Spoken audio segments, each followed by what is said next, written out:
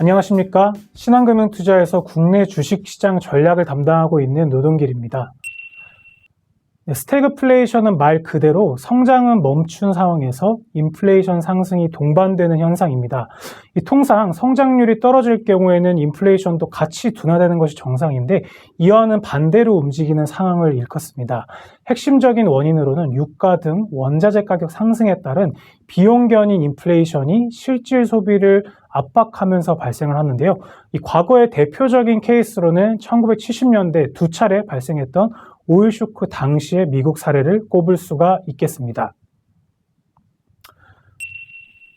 실제로 성장률 전망치가 둔화되는 중입니다. 인플레이션 압력이 반대로 높아지고 있는 상황인데요. 미국의 1분기 성장률은 현재 제로에 가까울 것으로 전망이 되고 있고 올해 성장률 전망치도 1에서 2%대로 하향 조정되고 있습니다. 반면에 인플레이션율은 올해 4%대를 기록할 것으로 예상이 되는데요. 이 러시아와 우크라이나 전쟁이 에너지 가격 상승을 장기간 촉발하고 있으면서 이 비용 견인 인플레이션 우려가 점차 점증하고 있는 상황입니다. 하지만 저희는 1970년대식 스태그플레이션이 그대로 반복될 것 같지는 않다는 결론을 갖고 있습니다. 여러 가지 중요한 변화들이 있는데요. 노동조합의 영향력이 과거에 대비해서 감소를 했고 에너지 가격이 상당히 다변화가 됐다는 점, 그리고 눈부시게 기업의 생산성이 개선됐다는 점, 마지막으로는 인구 구조가 상당히 변화됐다는 점이 이전과 많은 사회상이 달라진 부분들입니다. 특히나 가장 중요한 변화는 원유 소비의 집약도 하락에 있습니다. 이 성장률을 위해서 필요한 원유의 소비량이 1970년대에 대비해서 31% 수준으로 상당히 빠르게 하락을 했기 때문에 이런 국면에서는 1970년대의 스태그플레이션이 그대로 반복되지는 않을 것으로 저희는 예상을 하고 있습니다.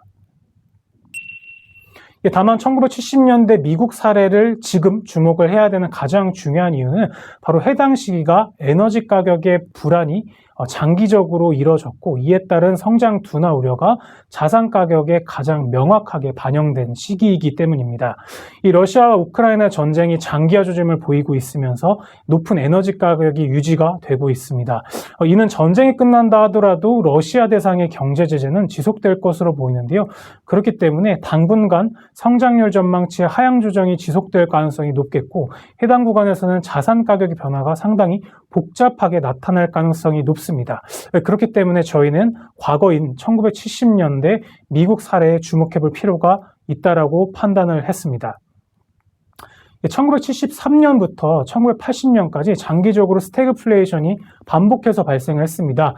이 주요 자산을 미국의 주식과 채권 그리고 원자재, 금으로 네 가지로 분류했을 때 주식과 채권 등 전통적인 금융자산을 중심으로 구성한 포트폴리오는 실질 수익률 마이너스 상황을 피하지 못했습니다.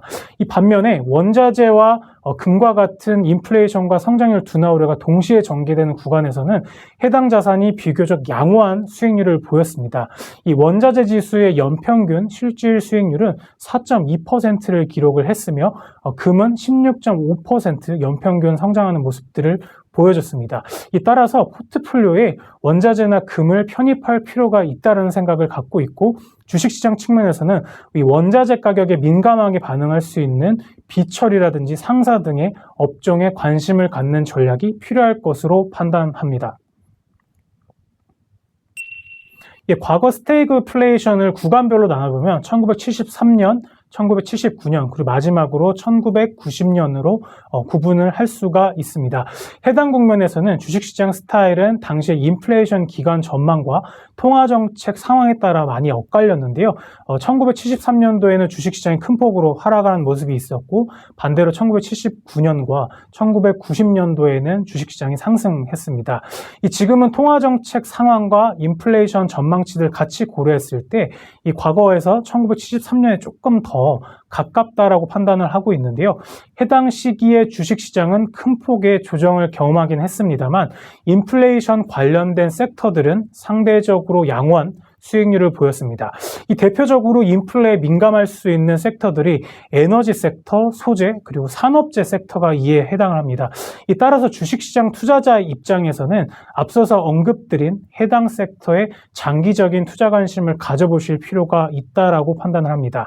또한 사업 구조가 원자재에 특히 가까운 이 업스트림 종목에도 주목을 해볼 필요가 있습니다. 가장 주목을 해볼 만한 업종들은 이 업스트림 쪽에서 가장 중요한 것이 상사라든지 자본주와 같은 업종들이 이에 해당한다라고 볼 수 있습니다. 또한 인플레이션 우려가 장기간 확대된 구간에서는 이 비용 부담이 점차 높아지는 만큼 기업의 마진을 상대적으로 잘 방어해 줄 수 있는 업종에 주목을 해볼 필요가 있는데요. 국내 주식시장에서는 음식료라든지 통신 그리고 방위 산업을 영위하는 산업들이 이에 해당한다라고 볼 수 있겠습니다. 2분기 주식시장은 가장 중요한 요소가 통화정책 정상화가 될 것으로 보고 있습니다. 지난해부터 가장 본질적인 조정 요인이었던 이 통화정책 관련된 불확실성은 일단락되는 국면에 현재 진입을 하고 있습니다. 미국의 중앙은행의 페드는 금리 인상 사이클을 3월에 시작을 하였고 이 가장 본질적인 자산 축소라고 볼 수 있는 이 통화정책 정상화를 5월부터 시작하기로 결정을 했습니다. 이 자산 가격의 조정이 상당 부분 진행이 된 상황에서 현재는 투자자들이 예상하는 금리 전망과 이 미국 페드에서 전망하는 금리 전망이 현재 일치하고 있는 상황입니다. 이제 통화정책은 지수의 상승 속도를 다소 저해할 수 있는 요인을 될 수는 있습니다만 이 장기간 큰 문제로 작용하지는 않을 것으로 판단하고 있습니다. 그렇기 때문에 주식시장은 완만한 속도의 회복세를 보일 수 있을 것으로 보고 있는데요. 다만 국내 기업들 같은 경우는 이익 추정치가 현재 하향 조정되고 있다는 점이 다소 부담일 요소로 작용을 하고 있습니다. 현재 국내 수출이 상당히 견조하게 유지되고 있어서 실적이 과거처럼 크게 둔화될 것 같지는 않은데요. 이 문제는 인플레이션 부담이 높아지고 있고 원유 가격의 상승세가 계속적으로 지속이 되고 있다 보니까 기업들의 채산성이 악화되고 있는 것이 부담으로 작용하고 있습니다. 그렇기 때문에 순이익 전망치가 다소 둔화되고 있으며 이는 지수에 대한 눈높이를 다소 낮춰야 되는 요소로 작용할 것입니다. 따라서 저희는 이 지수 반등에 대한 기대를 갖고 있습니다만 이 눈높이를 다소 낮추시는 전략을 좀 권고드리고 싶고요. 지수에 대한 전반적인 베팅보다는 앞서서 언급드렸던 업종들 위주로 차별적으로 대응할 필요가 있다라고 판단을 합니다. 이 코스피 지수 밴드 기준으로는 2분기 때 2,600포인트에서 2,900포인트대 등락을 전망을 하고 있습니다. 이 연말까지 지수 궤적은 2분기에서 3분기로 회복되는 가운데 속도가 더 빨라지는 시점은 연말인 4분기로 갈수록 더 높아질 것으로 판단을 하고 있습니다. 2분기 주식시장 전망에 대해서 정리를 이 정도로 마칠 수 있겠습니다. 감사합니다.